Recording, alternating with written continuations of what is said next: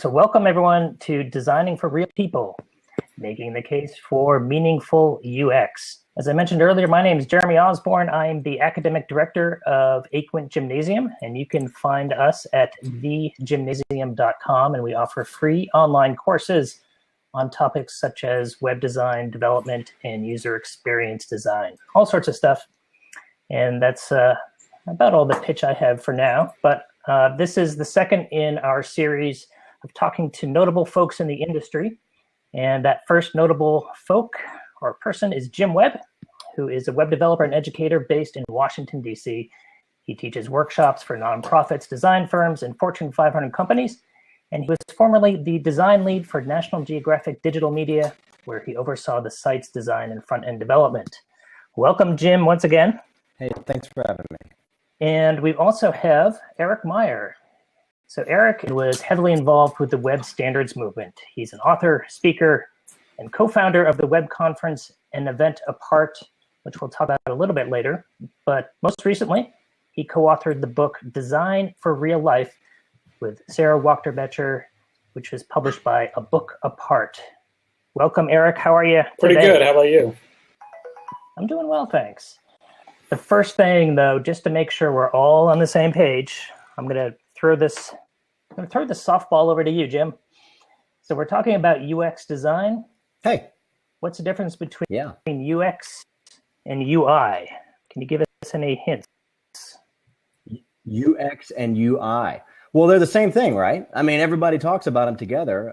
I do a lot of with hiring managers. I help students get jobs and, look at a lot of job listings. Amazing how often an UI go together, that somebody wants or they interchangeably. And those two things mean completely different things. UI and UX are totally different. It's sort of like saying Java and JavaScript are the same thing, which of course they're not. Or like cars and cartoons are the same thing, which, of course they're not.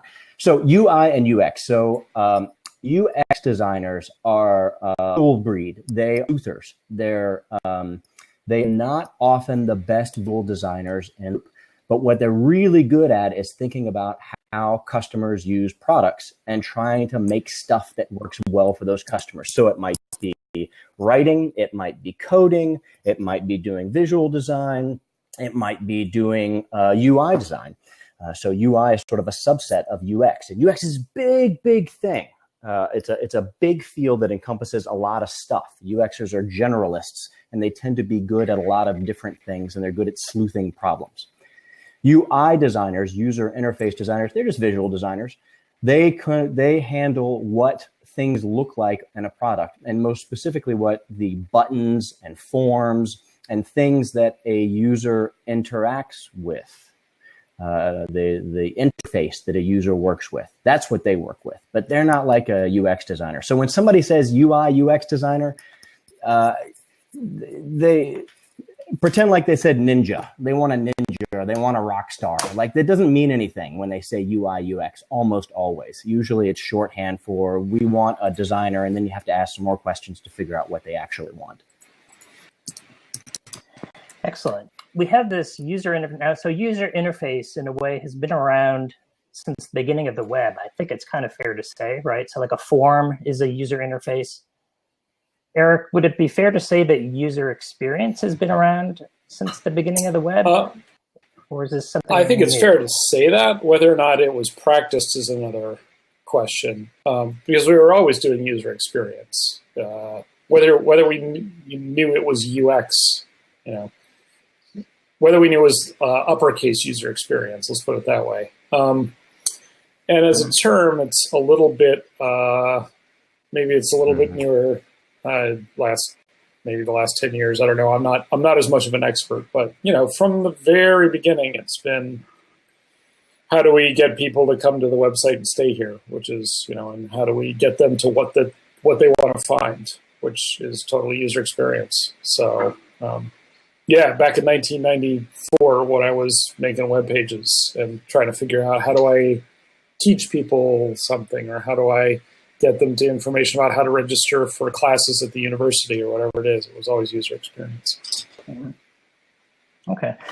So in a way, it's again, So Jim, you talk about the fact that one of the challenges with this concept and the term user experience is if you're a designer or a developer, no matter what you're doing, if you're building a website, one of the biggest challenges that you face is telling people that that you are not the user, right? So can you explain that? Like, what does that mean? You are not the user.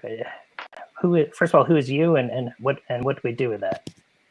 Yeah, I suspect if there are designers and developers in the audience, they will understand the interaction that we often have with clients and with bosses, in which they say the user would want this or that. Like, the user doesn't want things that are below the fold. The user will never look below the fold. Or the user wants links that are blue and underlined. Or the user doesn't care if links are blue or underlined. And almost always when somebody says the user, they're talking about themselves. They're talking about that they don't think links should be blue and underlined, or they do think links should be blue and underlined.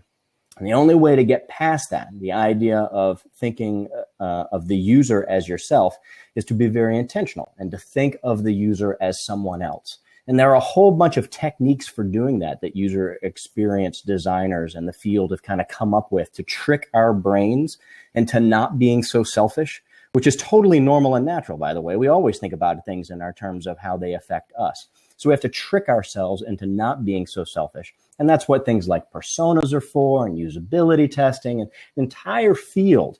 It's what Eric's book is all about. It's what it's entirely about, is trying to think outside of yourself.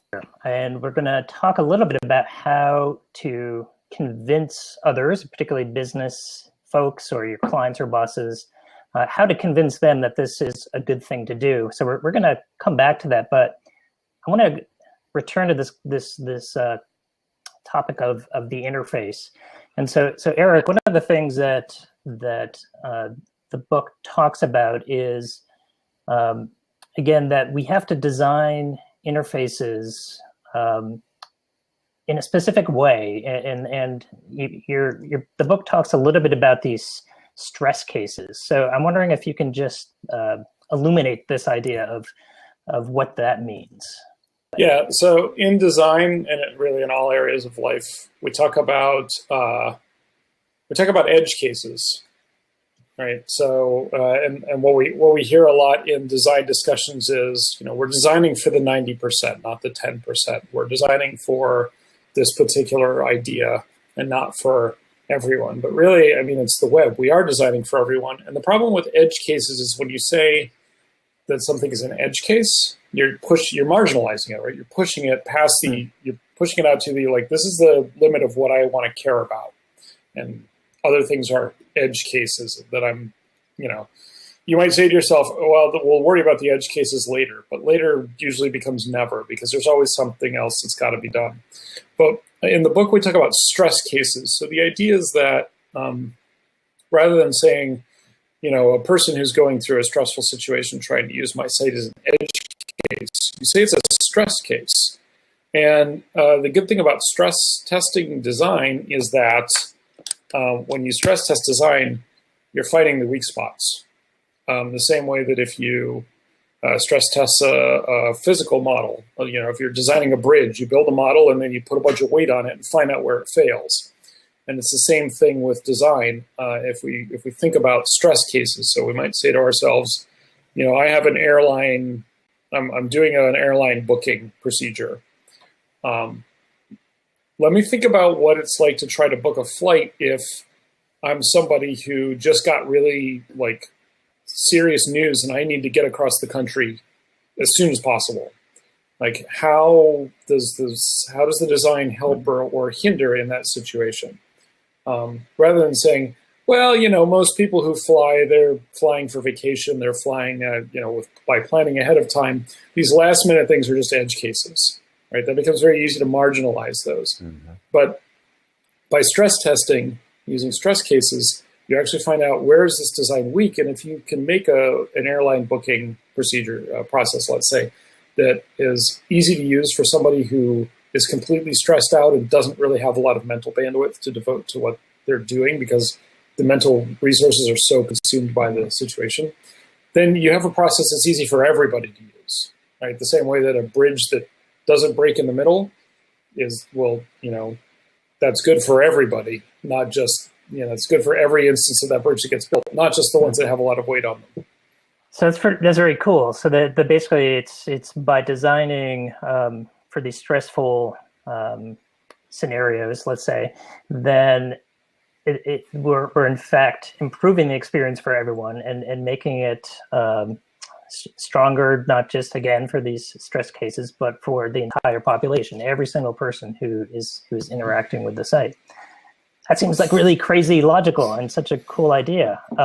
And I'm wondering why do we have to talk about this? Shouldn't this be part of the, shouldn't this just be assumed? But then again, we know that designing in a vacuum is not always the case. We have to pay attention to things like deadlines, and we have to pay attention to things like budget. Again, this is something I want to talk about a little bit later, because these are important issues. Before we get there, so we know that we want to design for these stress cases. Jim, where would we start? I know that there are these things called usability studies or usability tests. Those have been around for a while. In the course, you talk a little bit about how to do these and what they are. Do you care to talk about that a little bit? Yeah, absolutely. Usability tests are a fantastic way of getting inside customers' heads and doing, it's one method of doing user research, of figuring out who your customers are and what they need when they come to your website or your app or your product or whatever. And usability testing is simply watching somebody who is not you, who is not a member of your team, and who is not your client, watching them use your product. And you don't tell them what to do. You ask them to perform a task, and then you just watch them do it. And you watch them either succeed or fail. You watch them make all kinds of assumptions that normal, rational humans would make, but which you completely forgot or didn't consider. You can ask them to, the last time they did something like that, like book a ticket, and you can find out from them that they were really stressed out the last time they booked a ticket because they were going to a funeral or something, like exactly what you're saying, Eric. And then have them sort of recreate that. But it's watching somebody else do it. And that's and why do you think helpful. that there is, and this is again for either of you, but why is there this resistance to that? Is again, these things all sound, to me at least, really rational when we say them out loud. Like, you should have the people who are going to use your website, take it for a spin before we build it. Is that it? Because there's no time, Jeremy. We have no time. I wonder, because I think these are, I think that's part of it. And I think anyone who has been a designer has been in these scenarios where it's like, we feel like this is the right idea. We know this should be done. And yet I still remember my first experiences, kind of being a young idealistic designer and getting massive pushback from, the powers that be, to say, we don't have time for it. And again, this is still, I think it's getting a little better. There's this notion of UX is finally getting a place at the table. So is that true, or what does that mean? I don't know, Eric, maybe you want to take that one. Jim probably knows more actually about UX and its place at the table than I do. He's done a lot more work in UX than I have. Jim, take it away. Well, I think that, some folks are asking how this stuff can happen. And at the beginning of a project, when everybody's happy and the deadline is really far away and you've just signed the contract, everybody wants to talk about the user then. Like, clients are happy to talk about it. You do some brainstorming sessions. You're having a good time. You're really trying to be compassionate and thoughtful. Throughout all these projects, everybody's trying to be compassionate and thoughtful and do the right thing, right? But at the beginning of the project, you're less stressed out. Then comes the middle of the project, towards the end of the project. You've blown some deadlines. Something's gone wrong. A deliverable hasn't happened. A big boss has come in and swooped and pooped, and they've completely changed a whole bunch of things about the project, but the deadline for launching has stayed the same. And that's when the actual user, goes out the window. Because you know who's in the room that you're talking to every day? You're talking to your client, and you're talking to your teammates. And those are the ones that you are every day trying to work for and with and work on this project towards. And so this abstract notion of the user, of an actual customer who's not there in the meetings with you, who's not there, pulling the all-nighters while you're coding something, they're not there. So they come out of our heads and we don't think about them anymore. Add on top of that clients don't usually get why user testing or user research might be helpful. It's just another expense and another thing that takes us away from the deadline. It's real easy to understand why the stuff can go out the window. So we have this idea. Okay, we can there, and there's a couple of good resources out there, and I can make me think, which has been in almost every designer's kind of toolbox for years and years and years. And then he did another book, I believe, called "It's Not Rocket Surgery." Might be mangling that title, but that talks about this method for. Yeah, it's a good one. Yeah, that's it. This talks about the types of methods you can use to do these user interviews. So back to Eric just for a second. So again in the book, there's this concept that you and Sarah bring up, which is you're in the middle of a user interview, and there's a goal. You have a goal of some sort, and you refer to it as the tipping point, which I thought was like a book by Malcolm. It was a book by Malcolm Gladwell, but it's also a concept that Steve Portugal introduced in the book that he wrote, or at least talked about.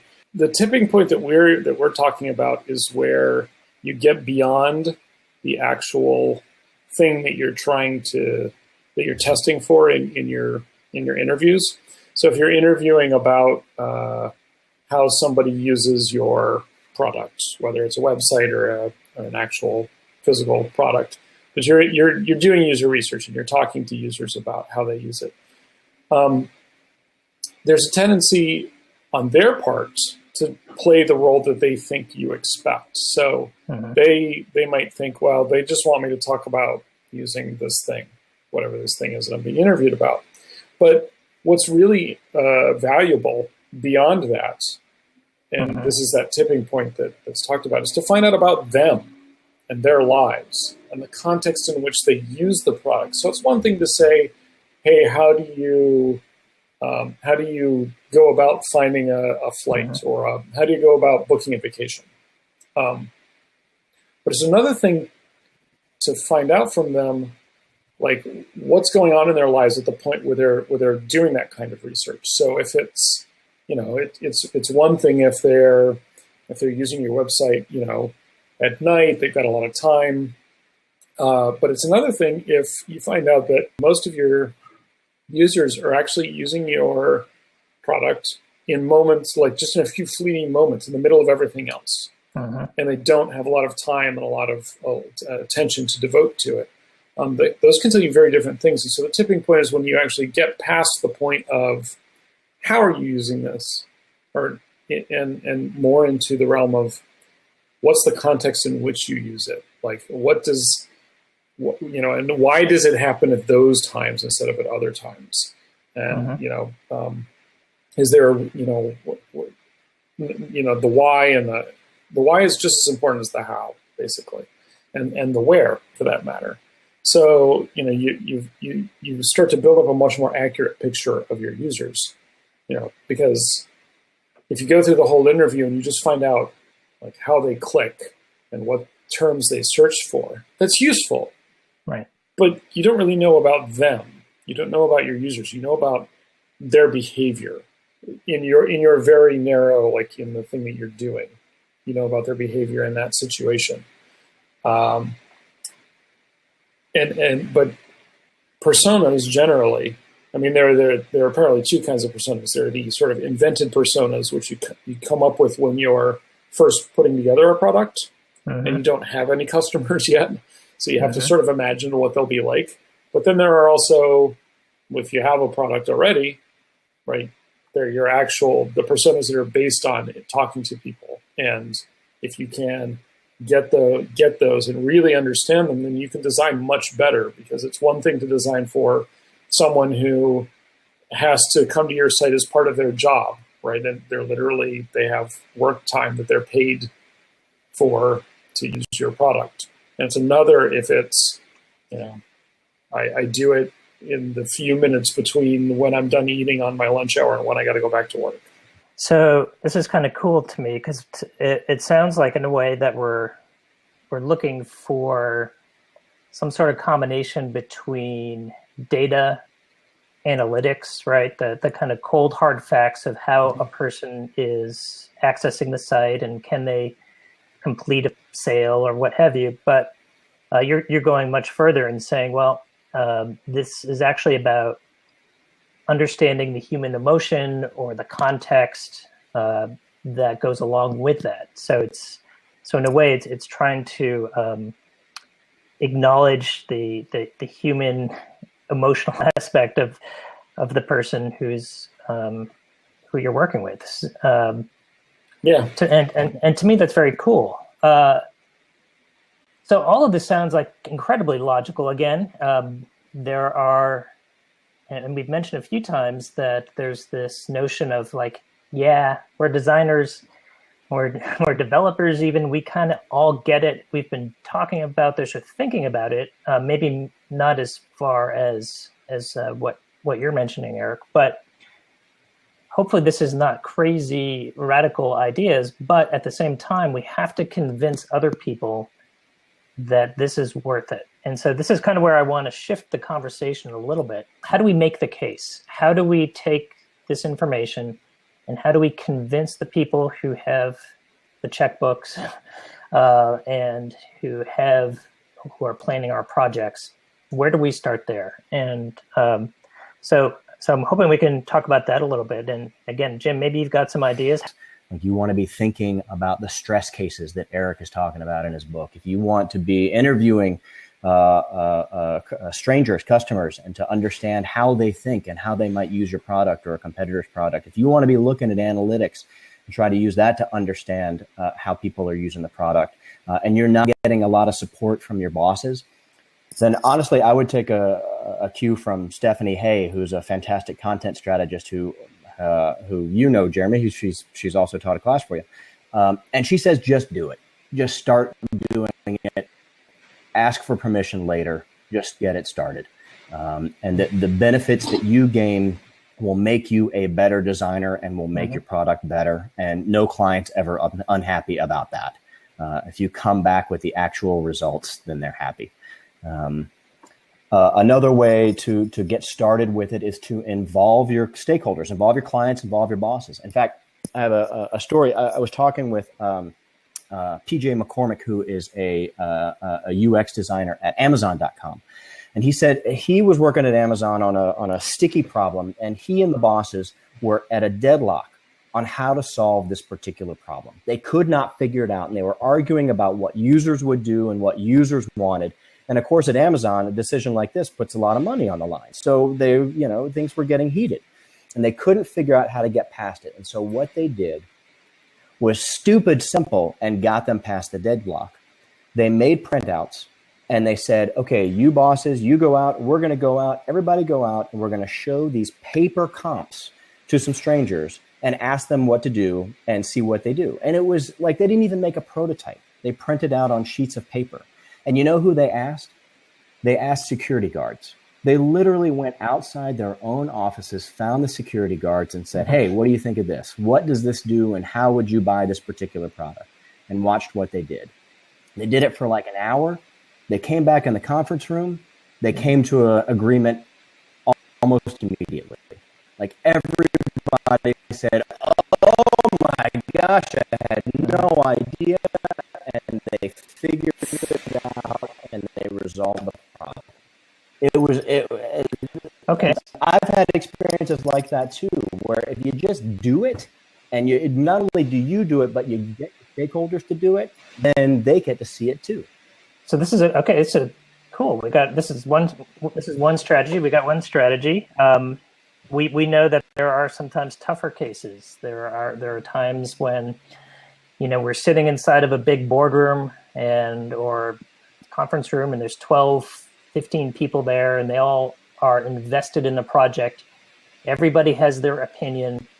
I don't know. Is there another strategy? What about that scenario? I don't have time to go out and print stuff and show it to colleagues. I don't know, Eric. Any other tips or tricks, like things that you can think of? If you're in a situation where you're, in a boardroom and or a conference room, and there's a whole bunch of different stakeholders, and basically you've come to a we don't have time to do this. We're not going to pay for this. None of your time should be spent on this.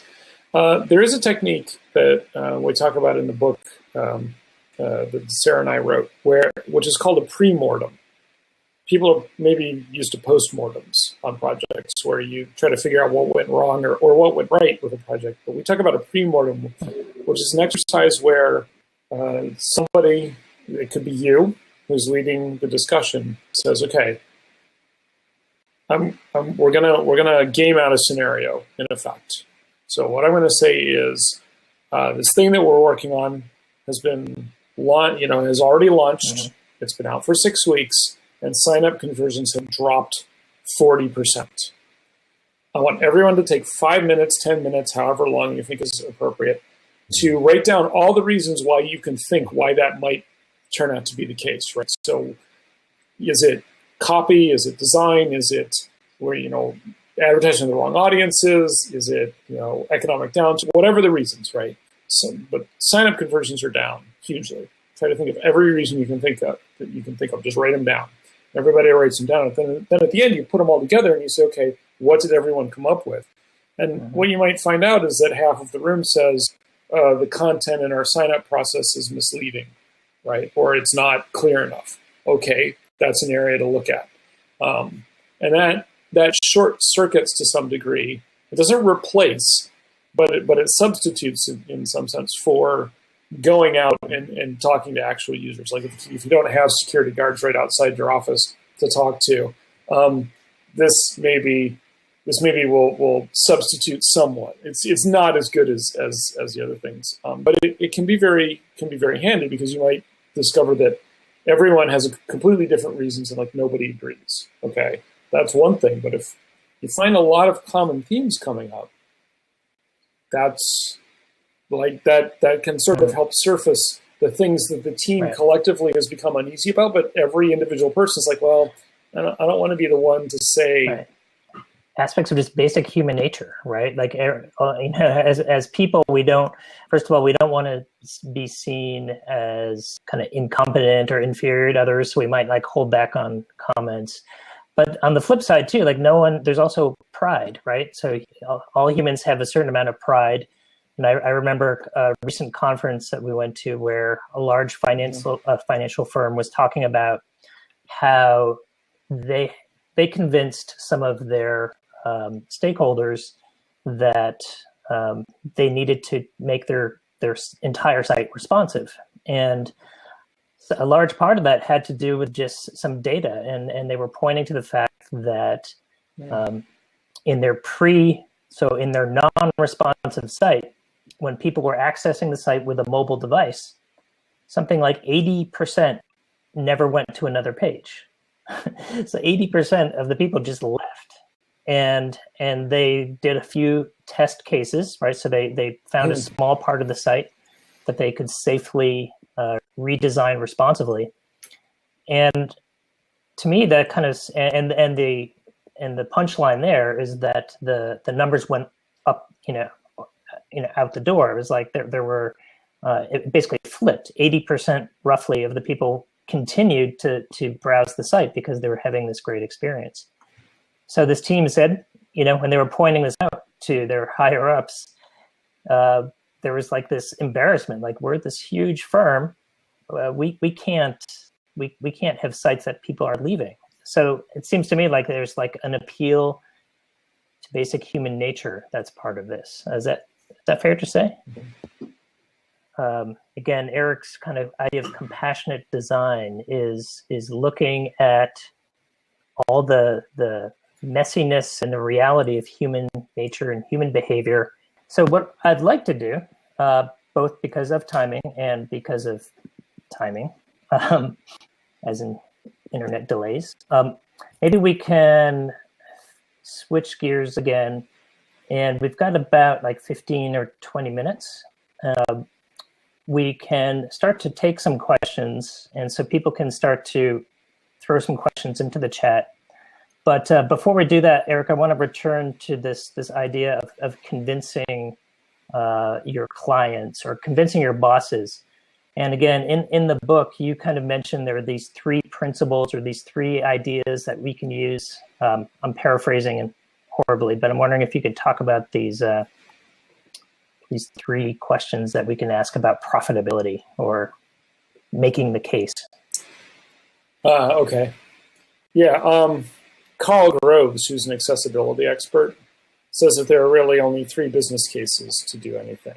It'll make money, it'll save money, or it'll reduce risk. And so making money and saving money can sometimes be two sides of the same coin, where, if you cut expenses, then your profits go up. You may not be bringing in more money. But as an example, if you have FAQ type material or a knowledge base, everyone who calls your customer support line is somebody who couldn't find that information online. So if you can make it easier for them to find that information online through your support base or whatever, then you'll cut your customer support costs, and that's a way of saving money. If you have designs that are easier to use, they lead to higher conversions of sales, then you're making more money.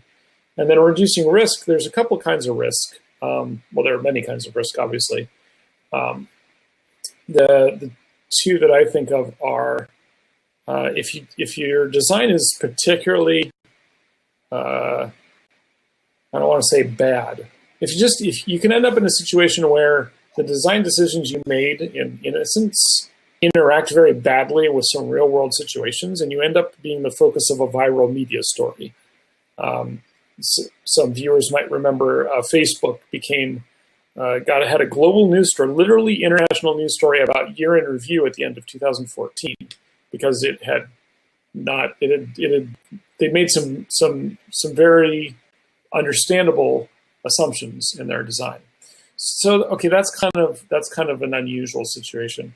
The much more common risk is the risk of losing the trust of your users or turning away potential users. So if your design doesn't work, if it doesn't hold up to the way that people want to use your site or your product in the real world, then they're not going to continue, or they're going to go away, or you're going to lose their trust.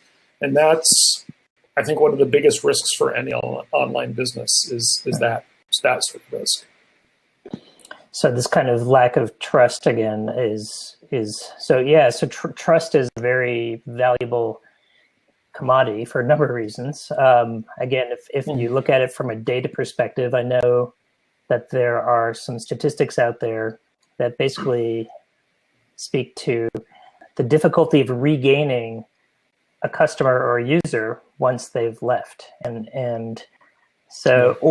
vice versa. Like or the difficulty of getting new users versus keeping a current user. So again, these are, to me, these are arguments that we can make to higher ups, that there's actually, this is not pure altruism, right? That there is a cost affected or associated with this. I don't know, what other costs can we associate with usability or a compassionately designed website or mobile app? Any other ideas there? The costs that I'm most concerned about, right. I mean, sure, there are the business costs, but the costs I'm most concerned about are human costs.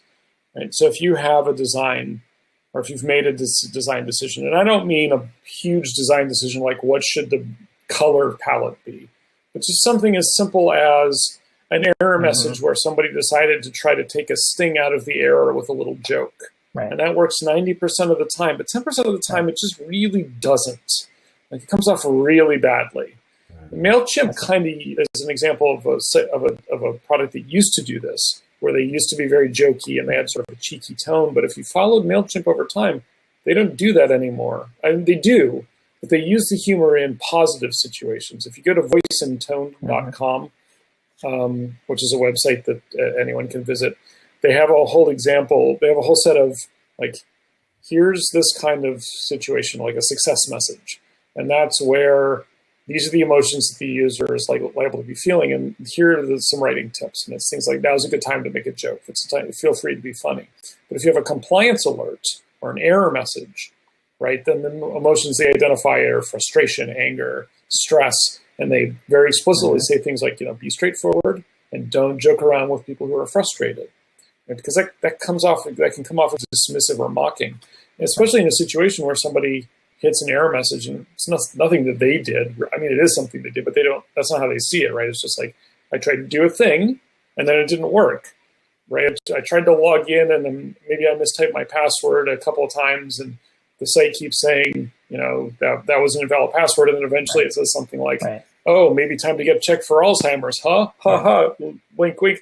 But for somebody who just got diagnosed with Alzheimer's, like that would be a moment of, you know what? I am never coming back to the site again because I don't need this right now, right? So those are business costs, but at the same time, they're human costs. Like that's a situation where the design decision and content is designed made somebody's day worse. As the web gets bigger, right? As the number of mobile devices proliferate, and as it's becoming more and more a part of our world, it's hard to remember in some ways that the web is still so young, right? It's only been around for 20, 25 years at most, and yet now it's becoming such an intricate part of our lives. It's becoming so much more personal. It's intertwined with everything that we do, and so.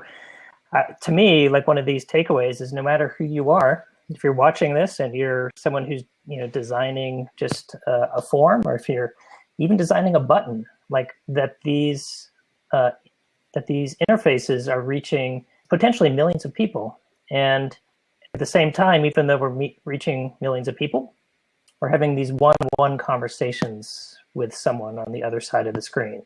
So again, these are the things that I take away from that, and I think this is a powerful concept.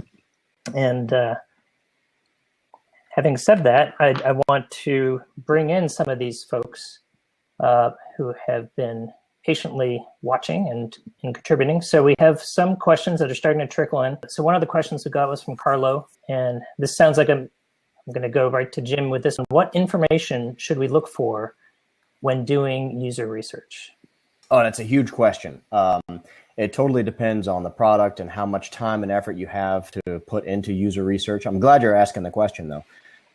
One of Eric's colleagues at A Book Apart has written a real nice small book about it. It's called Just Enough Research. I think it's by Erica Hall, and it's a skinny one. It's an easy read and gives you sort of a really nice lay of the land of how to understand who your users might be and understand it in who they are in more depth.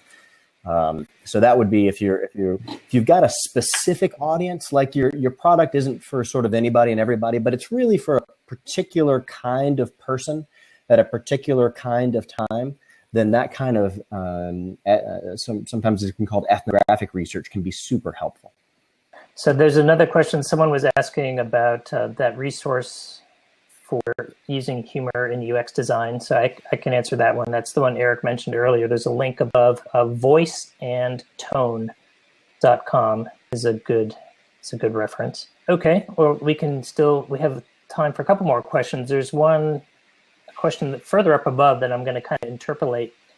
So it seems like a lot of startups feel like when they're doing user testing that they are kind of revealing their secrets, perhaps, or that they're being questioned on their vision. So this is kind of an interesting question. I don't know. What do you think about that, Jim? Oh, dude, somebody's like, I can totally tell somebody works at a startup and they don't want to share it with anybody because they're afraid that they'll lose their, oh gosh, what a terrible thing. I mean, what's the risk, honestly, that, Joe Plumber is going to take your internet idea, your startup idea, and get funding and launch the product before you do? I mean, goodness gracious. That is ridiculous. If that's really an issue, I mean, like we're laughing here, right? But somebody asked that question, who has to deal with this? Like it's a real thing. Sure. So like, I'm not laughing at you. You know, if you've got to work in that kind of situation, you know, then do some real usability testing with some actual recruiting, which means hiring a firm to help you with the recruiting, and have them sign an NDA. You know, that they won't share whatever they you know, you come up with in the session. That would be still a fairly low cost and legally bulletproof way to do it, if that's a serious concern. But I think in the day to day, it's just it's not likely to happen at all.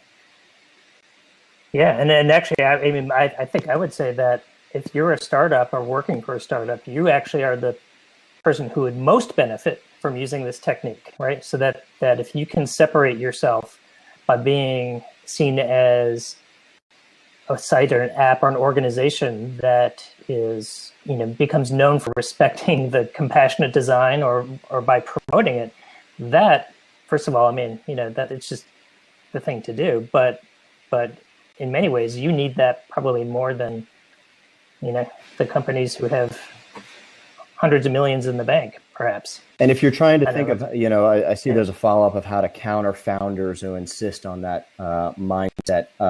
You know, talk about the pivot. The pivot is something that every founder of every startup knows about, and that sometimes the idea that you have at first is not what you end up with. It gives you lots of money. There's a great example in the Gymnasium course about a rental car company. That was a startup rental car company and meant for executives to be able to rent a car on your phone, and it's, you know, you can get it at the airport because you're a busy traveler and you don't have time to go to Avis, so instead you want to download this app, right?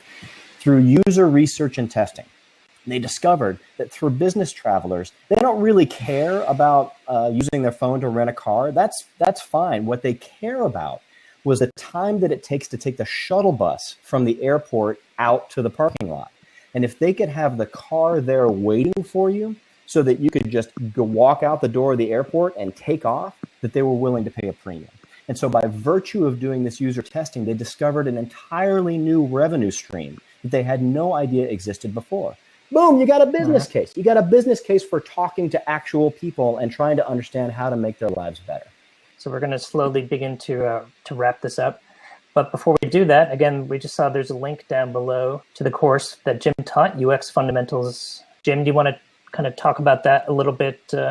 Sure. What that entails and what that's about? Absolutely. It's a free 6-session course for the basics of user experience design. And it's sort of a survey course, does a bunch of different tools that you can start using with your clients and on your projects to start down the process of or get better at doing UX design. Things like how to use wireframes and prototypes to think through how people would actually use your site, personas, usability testing, analytics, A/B testing, a bunch of different stuff.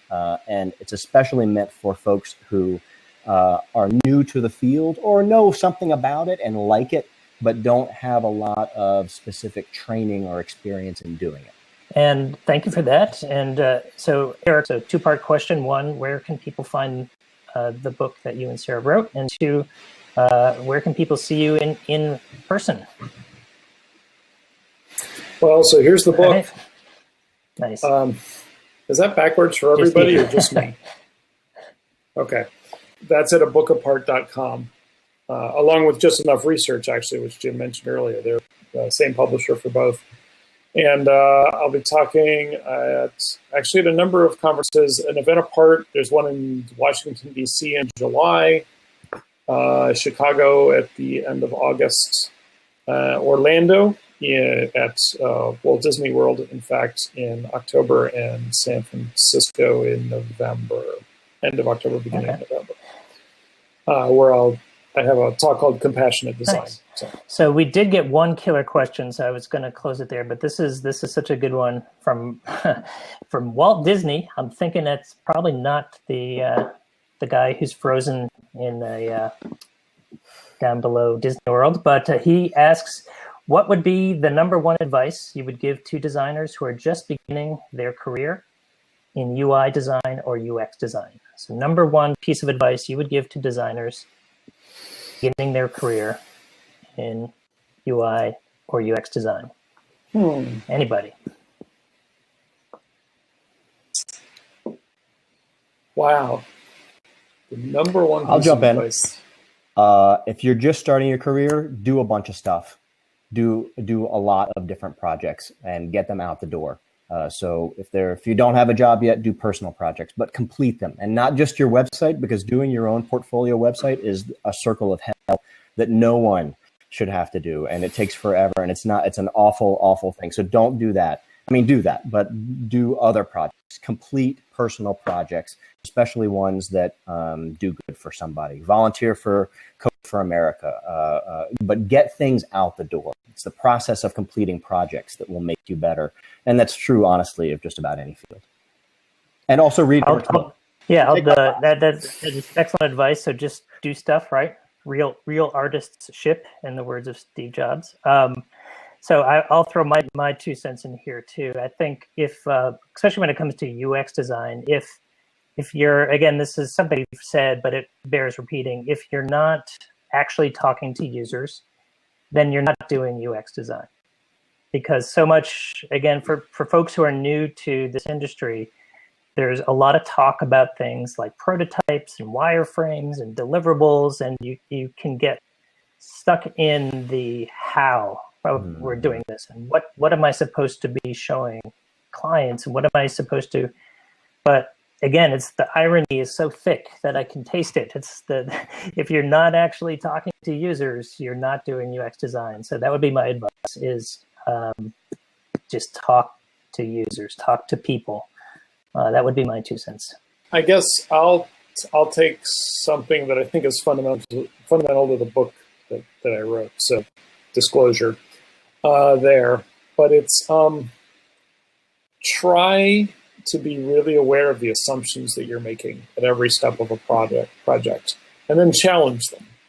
A lot of things that happen in design, we sort of go on our gut instinct, we go on assumptions that we don't even necessarily know we're making. So, just sort of try to figure out, like, what am I assuming as I write this? What am I assuming as I create this design? What am I assuming as I design this workflow? And then what if I'm wrong? What if I'm completely wrong about that? Or what if I'm only half wrong?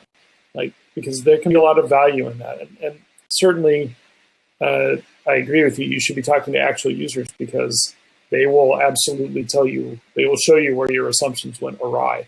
If you don't have that, like if you're working on something for a personal project and there's nobody using it yet because you haven't built it, right? It has yet to make it into the world. Just try to always identify your assumptions, and your unconscious assumptions. Try to ask yourself, what am I not asking myself because it seems ludicrous, or it seems taboo, or it seems whatever? And then challenge those. Ask yourself, what if I'm wrong?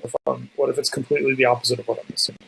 I think that's a thing that not a lot of people do. It's not really in our nature as humans to do. Engineers and architects do it, but they were trained to do it. We're not really trained to do it. So if you can train yourself to do that, you're going to have a big leg up on doing really insightful design all the way down the line. Killer advice. Thank you, gentlemen. Thank you to everyone who stuck with some of the technical difficulties. Absolutely. Thank you, sir. Take care, and take care, everybody. Okay. Take care. Bye-bye. Bye-bye.